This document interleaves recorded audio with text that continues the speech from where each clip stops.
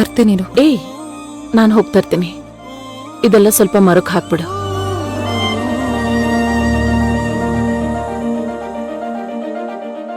Teacher ಅಮ್ಮ, ತರಕಾರಿ ತಗೊಂಡು ನಾನೇ ನಿಮ್ ಮನೆಗ್ ಬರೋಣ ಅನ್ಕೊಂಡಿದ್ದೆ, ನೀವೇ ಬಂದ್ಬಿಟ್ರಾ? ಹೌದಾ?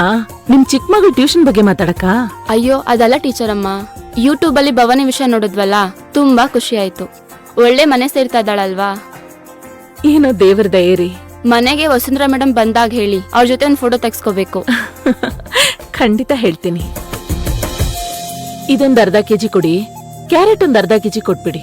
ಅಲ್ಲ ಟೀಚರ್ ಅಮ್ಮ, ಅರ್ಧ ಕೆಜಿ ಕ್ಯಾರೆಟ್ ಸಾಕಾ? ಇರೋದ್ 4 ಜನ ನಾಗಲಕ್ಷ್ಮಿ, ಇನ್ನೆಷ್ಟು ತಗೋಬೇಕು ಹೇಳಿ? ಅಯ್ಯೋ, ದೊಡ್ಡವ್ರ ಮನೆ ಸಂಬಂಧ ಬೆಳೆಸಿದೀರಾ, ಅವ್ರು ಇವ್ರು ಬರ್ತಾ ಇರ್ತಾರೆ. 1-2 ಕೆಜಿ ಕ್ಯಾರೆಟ್ ತಗೊಳ್ಳಿ. ಅಯ್ಯೋ, ನೀವು ಬೇರೆ. ಹೌದು, ಭವಾನಿಗೆ ಆ ಶ್ರೀಮಂತ ಹುಡುಗ ಹೇಗ್ ಸಿಕ್ಕಿದ್ದು? ಹೇಗ್ ಸಿಕ್ಕಿದ್ದು ಅಂದ್ರೆ, ಅಪ್ಪ ಅಮ್ಮ ಇಬ್ರು ಟೀಚರ್ ಅಲ್ವಾ, ಸರಿಯಾಗಿ ಟ್ರೈನಿಂಗ್ ಕೊಟ್ಟಿರ್ತಾರೆ. ಓ, ದುಡ್ಡಿರೋರ್ ನೋಡ್ಕೊಂಡು ಬೇಗ ಶ್ರೀಮಂತರಾಗ್ಬೋದು ಅಂತನಾ? ಹೌದು ಮತ್ತೆ. ಅಲ್ಲ ಟೀಚರ್ ಅಮ್ಮ, ಬೇರೆ ಮಕ್ಳಿಗೆ ಮಾತ್ರ ನರ್ತೆ ಬಗ್ಗೆ ಪಾಠ ಮಾಡ್ತೀರಿ, ನೀವು ಮಾಡಿದ್ದೇನು?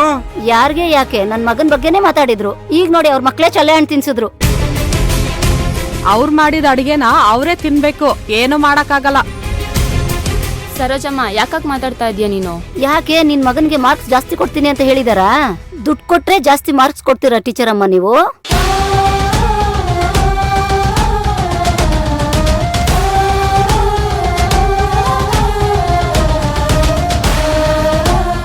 ಅಮ್ಮ, ಇದೇನಿದ್ ಬರೀ ಕೈಲಿ ಬಂದಿದ್ಯಾ? ತರಕಾರಿ ಎಲ್ಲಿ? ಹೊರಗಡೆ ಕಾಲಿಟ್ರೆ ಸಾಕು, ಜನ ತಲೆಗೊಂದು ಮಾತಾಡ್ತಿದ್ದಾರೆ. ಈ ಮದ್ವೆ ಯಾವಾಗ ಆಗುತ್ತೋ, ಇದೆಲ್ಲ ಯಾವಾಗ ಮುಗಿಯುತ್ತೋ ಗೊತ್ತಾಗ್ತಿಲ್ಲ ನನ್ಗೆ. ಈಗ ಯಾರು ಏನ್ ಹೇಳಿದ್ರಮ್ಮ?